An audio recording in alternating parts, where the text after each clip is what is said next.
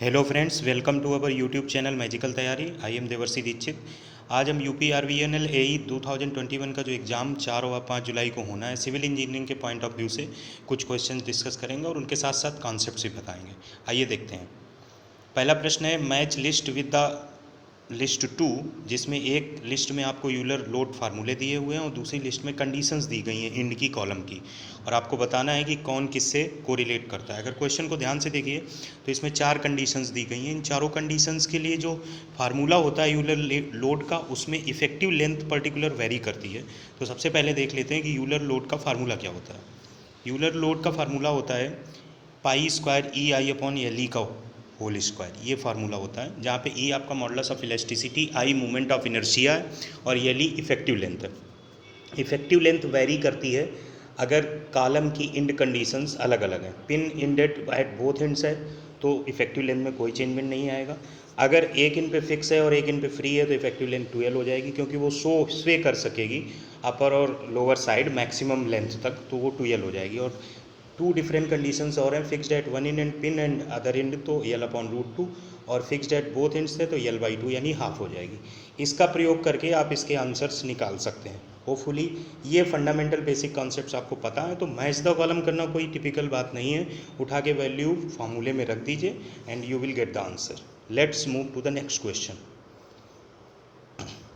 अगला प्रश्न है, if a glass tube of small diameter d is dipped in a liquid, what is the height of the rise और fall of the liquid meniscus in the tube. इसको अगर proof में जाएँ तो जो प्रूफ आता है वो फार्मूला आता है 2 sigma cos alpha upon omega r. R यहाँ पे रेडियस जो ट्यूब की होती है वो यूज की जाती है, और यहाँ पे आर की जगह उन्होंने डायमीटर डी यूज की है, तो आर की जगह हम डी बाई 2 रख सकते हैं।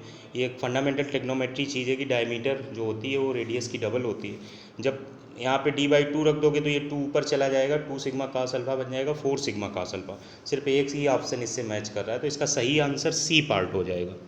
इसका सही आंसर सी पार्ट हो जाएगा। Let's move to the next question. The velocity vector for a steady 3-dimensional flow field is described as v vector is equal to yz square I cap xy square j cap plus xy minus 2xyz k cap. At a point 1, 2, 3, what is the approximate value of the magnitude of the velocity? एक particular point 1, 2, 3 है, वहाँ पे approximate value पूछ रहा है कि velocity का क्या होगा।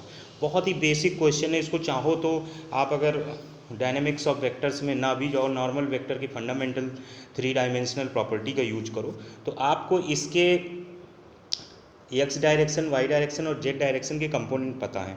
उनको आप यू वी डब्ल्यू v one v two v three कुछ भी मान सकते हैं, और उसके बाद 1, 2, 3 पर उनकी वैल्यू निकाल लीजिए, और उसके बाद नॉर्मल जो फार्मूला मैग्नीट्यूड का होता है वो लगा दीजिए। अगर यू वी मानेंगे तो u square plus v square plus डब्ल्यू स्क्वायर कर दीजिएगा।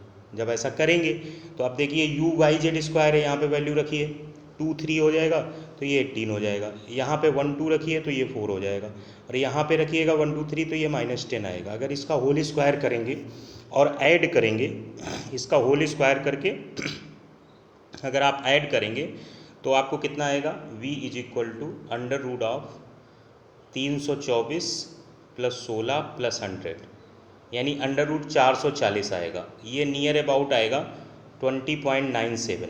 और अगर ऑप्शंस की तरफ जाएं, अगर ऑप्शंस की तरफ देखिए तो ऑप्शंस में 20.97 नहीं है, तो नियरेस्ट आंसर 21 लगाएंगे। फिर से आपको बता दें, कोई भी पर्टिकुलर वेक्टर 3 डायमेंशनल में डिवाइड है तो उसके एक्स, वाई और जेड के कोऑर्डिनेट्स की वैल्यू पर्टिकुलर पॉइंट पे निकाल लेते हैं। उसके बाद एक फंडामेंटल रूल होता है मैग्नीट्यूड का कि रूट ऑफ एक्स के कंपोनेंट का स्क्वायर प्लस वाई के कंपोनेंट का स्क्वायर प्लस जेड के कंपोनेंट स्क्वायर जोड़ देते हैं और उसका अंडर रूट निकाल लेते हैं। वही हमारा magnitude of the total vector होता है या वेलोसिटी होता है।